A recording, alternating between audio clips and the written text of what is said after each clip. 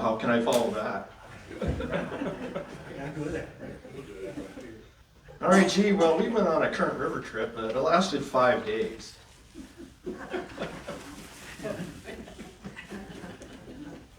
Yeah, wow, thanks.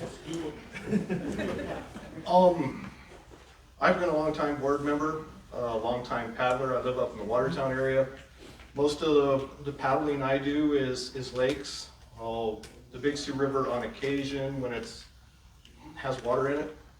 We'll do the Minnesota River on occasion, and of course the Missouri River, mostly in the 39-mile race or through one of the races.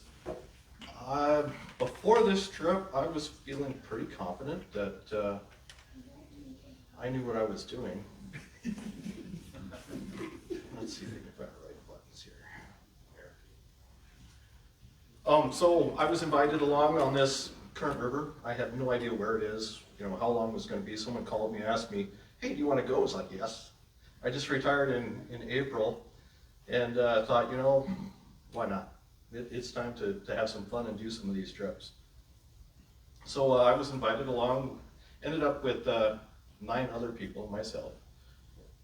Bob Foley is the one who actually put this presentation together, and he did an in-depth study of the area. Where is the Current River? How does it flow? I'm not going to read all this stuff to you guys, but this presentation will be posted on our website that you can go back and go through and use as a reference. There's lots of really good information. That is not the right button. We're down in the Ozark National Scenic Byways. People's accents are really, really heavy down there. Just enjoyable to hear a couple of people talking on the river. I'm not sure what they were saying, but it sure was entertaining.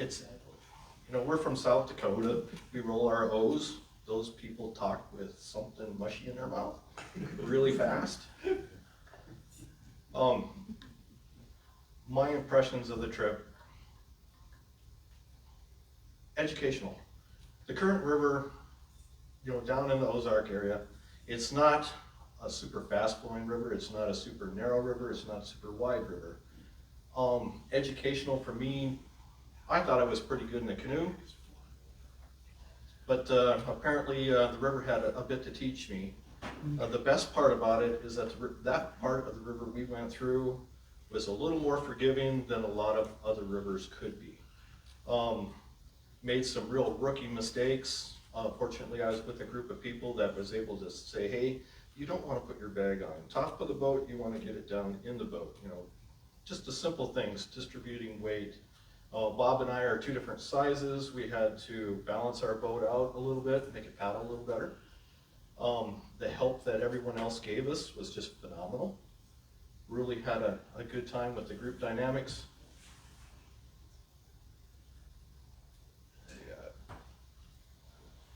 I hate these split screen things, I'm sorry. The river system, as you can see here, fed by major springs. It's all sandstone, old country, old mountains have worn down. I wouldn't really call them mountains, but I drove down there in the middle of the night on, I don't even remember what day it was, but driving through the Ozarks in the dark at 3 o'clock in the morning, when you hadn't slept the day before, and you pull into a quick way or something, and it's like, wow, do I really need to be out here? I felt safer at a Walmart parking lot.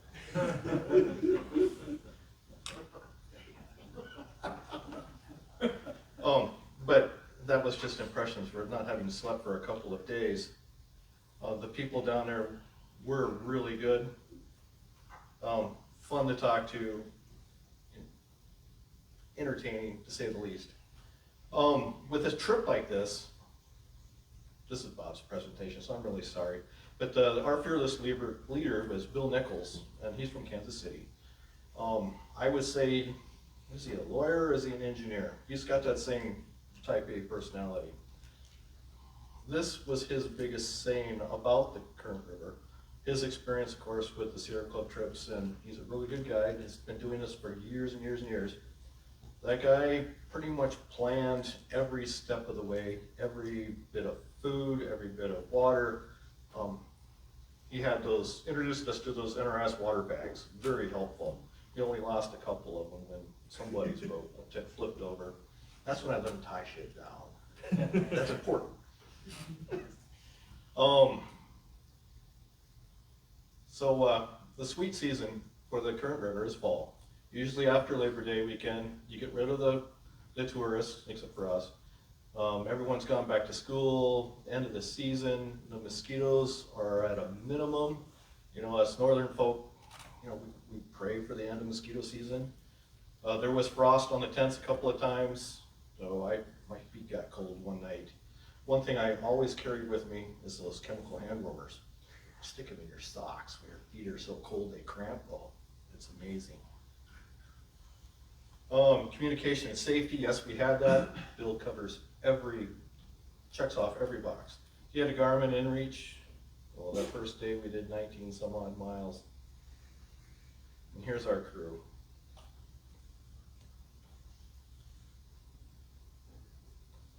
Yes, we had time frame and trip objectives. My objective was just to enjoy myself, get to know some people, have some fun, learn a little more about paddling. This is the kind of detail that Bill put into the planning so that none of the rest of us had to think about it. Very in-depth, and it was not quite a military operation, but it could have been. Bill, if you're watching this, I'm really sorry. Love you, man. I want to do this again, and I want you to come along.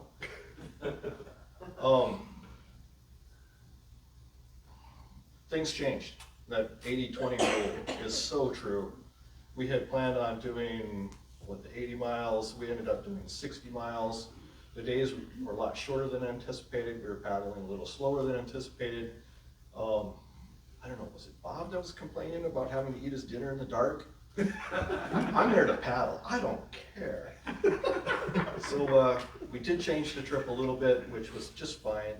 We did get to spend a couple of afternoons in the sunshine just doing the lizard hour thing.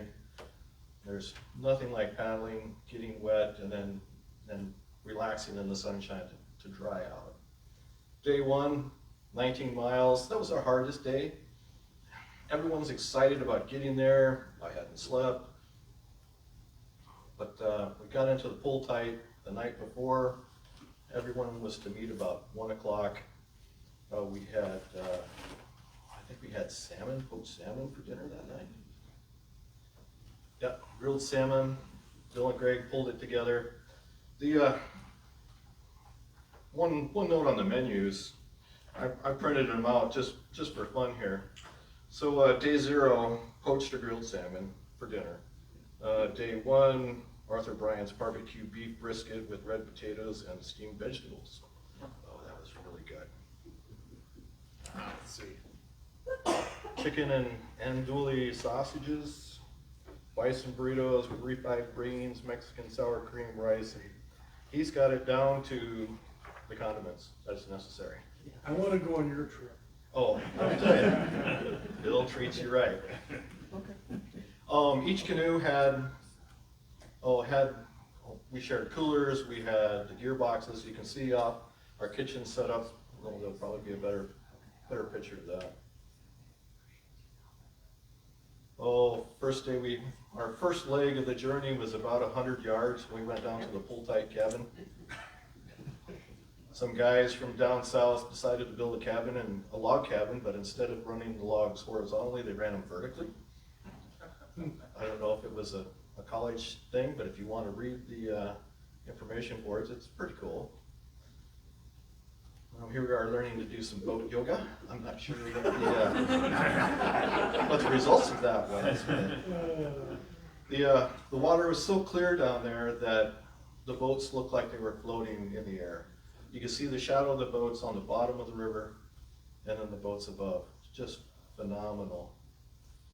Our first night was spent at a place called Bee Bluff. And I was never so happy to see Bee Bluff after that 19 miles. Not having been in a canoe all year, just paddled kayak a few times.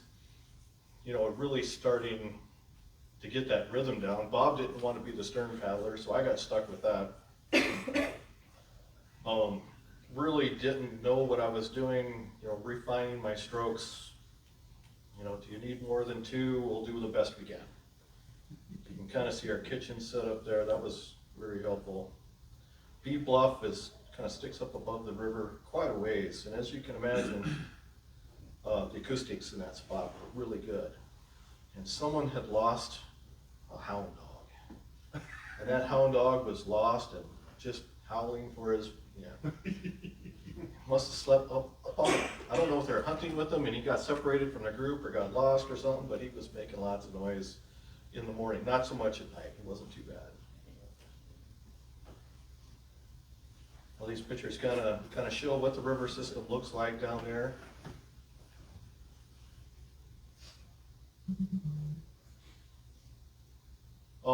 The river's kind of set up into lots of ripples and drops, or chutes and ponds, I'd call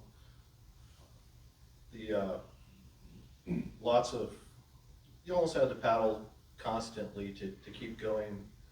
If you were to stop and get yourself lost in conversation like some people did, you ended up being way in the back of the group. Bob and myself were dragged for most of the time to kind of pick up the pieces as we went through, which, I ended up swimming, so what the heck. I'll just throw it out there already. The difference between this river and say the Minnesota River is narrow, runs deep, but the curves are more sweeping. You don't have, the eddies are not as large as on the current, hitting these shallow sandbars, then a drop and a curve. The trick, and it took 3 days to figure this out, the trick was to play the canoe on the inside of the faster water while keeping out of the slower water so that the eddy didn't catch you and spin you around. After going backwards through 4 or 5 of these things, I figured out that I was being chicken. I was staying out of that faster water and trying to hit the slower water, and the length of the eddy and the length of the canoe would spin me out. And gracefully going backwards down the wider water, it was fun. Camping on the sandbars. We camped on a couple of sandbars. We had a couple of campsites. Here's I'm making pancakes for breakfast. You can kind of see some of the spread that we put out. I think the most important thing that we made was coffee. I don't know what you guys do, but our system was to heat water in the big pot and then pour it into a French press. I have an AeroPress at home, and that makes some good stuff as well, but this worked out just fine. And at this point in the trip, as long as it's hot and black, I don't care what it is. A couple of cool spots we stopped at. One is this Blue Spring. Water comes out of the sandstone, and the whole geology of the area must be just permeated with tunnels and holes and cracks, and then shoots out into the lower areas with these springs. This one, I'm not sure what kind of chemical or what kind of mineral is in the rock in this area, but the water comes out really blue. A couple people put their phones in waterproof cases and then stuck them underwater and took pictures, and it turned out just phenomenally. Along the river system, there's recreators of all types. We ran across, I think, at least one horse group that were giving tours down through the canyons, across the river and up. It's always fun to see other people out there as well. We did see a couple of ladies in very laden kayaks. I swear they weren't over 10 foot long, and they had all the bags on the back and bags on the front, and they just pretty much ignored us as they went past, and they were definitely talking the Deep South dialect. I have no idea what they were talking about. We did pass them again, and we were on a stretch of river that is very difficult to get in and out of. These canyons are deep and long, and they had pulled off to the side, and one lady said something about being stung by a bee, that they're just going to have to call the husbands to come and get them. We never saw them again. I don't know how they got out of there. Um, elevation from the surface of the water to the top of the hills has gotta be, I don't know, a couple 100 feet in places. So to crawl out and out, and those guys definitely were not going to do it. I wouldn't do it. Now there's an underwater pick, you know, some of those phone cases are pretty good. A good generalization of what that river system looks like, and this is my setup. I went and I bought the cheapest tent that I could find at Shields, and it had a rain fly about the size of a napkin. Just all the way up to the top, a little screen at the top. In the morning, the dew and condensation from my breath would be so deep that there would actually be puddles of water on the floor of the tent. It's like, this ain't good. So I did bring a rain fly along, and I rigged it over the top of my tent, used my paddle as a pole, and that kept a lot of the water out. The other thing we learned, when we camped here for the night, we were a little early in the afternoon and the breeze was blowing down the river system. And I tried to set my tent up 4 times and it blew it away. I mean, we'd roll it over into the brush. Tent stakes are worthless on a gravel bank. Would not work. What I ended up doing was getting big rocks and putting inside the tent, and that held it in place. Of course, one of the things I regret not taking was a banjo. Kumbaya by the fireside is just amazing. Weird things. Did you know that dress socks are predominantly polyester? And they are also quick drying. You know, my wife loves to buy me these stupid Christmas socks. There you go. Rudolph on the river. We can do it.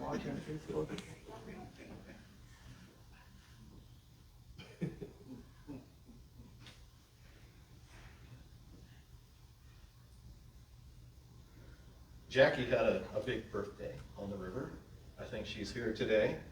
And so we're standing around waiting for the coffee. She's not out of her tent yet, and one of the other gals had made this coffee cake for the morning. And we had one of those Outback oven things. And it's like, anybody have any candles? Here we are, where are we? Who has candles? So I ended up slicing marshmallows. And the size was just wrong. I couldn't spell out happy birthday, but we did the best we could. So there's nothing like a little bit of appreciation and a song to get you going in the morning. It was awesome and much appreciated. Thank you, Jackie. Much appreciated. Nice surprise. After 3 or 4 days on the river with a small group of people, you really start, you start getting people's backstories. You get to share your own. I'm sure I bored people to death with some of the stuff that I do. And not only that, you start to feel the pulse of the river. I started out not really knowing what I was doing, knowing that I don't know what I'm doing. But by the end, I still may not know what I'm doing, but you could actually feel the river through the paddle. You could feel where things are going to go. Bob and I did have a little incident, shall we say, came around a bend, and Bob goes, big rock, dead ahead, dead ahead. I can't see it. Bob, you're in front of me, I can't see it, we're close. It's like, which way do I go? Boom, we hit it. My default, I paddle on one side with my paddle. My default is to pull, pry against the boat, swing the bow to the right, and just in that section, the water was flowing from right to left. So all I did was flip the bow alongside the rock, and then we slid up on top of it and flipped it over. Had I known then what I'd known now, what is that thing about experience? Experience is that one little thing that you absolutely need after you get it. Just before you need it before you get it. Had I watched the water a little closer, I would have, did a pull and swung the bow to the left, and maybe we would have bounced off it. We bounced off a lot of things, but we wouldn't have flipped it over. Didn't hurt me at all. I just stood up. Water was pretty shallow. Bob's feet went out from underneath him. It was kind of sketchy there for a few moments until he pulled himself together and everybody came up to help put away the yard sale on the bank. So after 5 days, we get to our takeout. The rental company showed up and hauled our stuff and us back to our cars up at Bulltight. 5 days, 10 paddlers, 60 miles. then we went to Crisco's Bar and Grill in Cuba, Missouri. Stayed in these neat little chalets, and I think I drained the hot water heater twice. That was only 5 days. How did you ever make it 4 weeks? That felt really good. So in the interest of time, thank you. If you have questions, I'll answer as best I can. Jackie was on that trip too. About how far away was it? I mean, miles, roughly. It took me 10 hours to drive from Watertown. Wow. So 8, 9 from Sioux Falls. Okay. In the scheme of things, it's pretty accessible. Definitely, if you're interested, look up the outfitters. They take care of everything. When they brought us the canoes to begin with, the guy came back 4 times to make sure that we had everything we needed and were taken care of. Heck, he even carried them down to the water's edge. If you're really interested, I can share a file of photos with you. Was 480 something pictures. I really wanted to show you, but no way we had time to do that. Any other questions? What, Roger, water temp, that time of year, what was the water temp? High 40s? I never really checked. In the afternoons, it was comfortable to walk in. Okay. I'm not a big swimmer, just because I don't like it, but a couple people took a bath in the river, so it wasn't too bad. The mornings, we did have frost a couple mornings. Okay. Well, that one night that my feet got cold, I thought I was in big trouble until I remembered I had the hand warmers in my pocket. Always take hand warmers. And that's, anything else? All right, well, thank you very much.